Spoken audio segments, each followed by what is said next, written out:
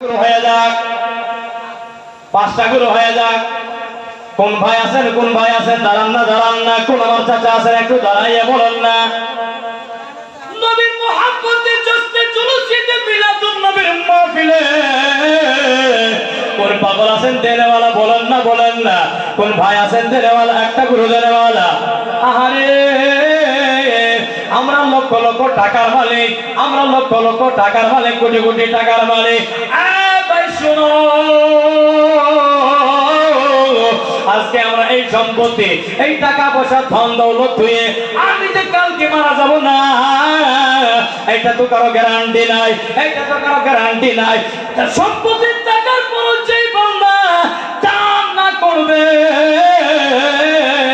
কিয়ামতের ময়দানে মেশরে ওই বান্দাকে ওই সম্পত্তিগুলো সাপ পাড়ায় ডাসকা আরম্ভ করবে, সাপ পাড়া দিবে আমার আল্লাহ বান্দাকে কামড়ান আরম্ভ করবে। বললো তুমি কে?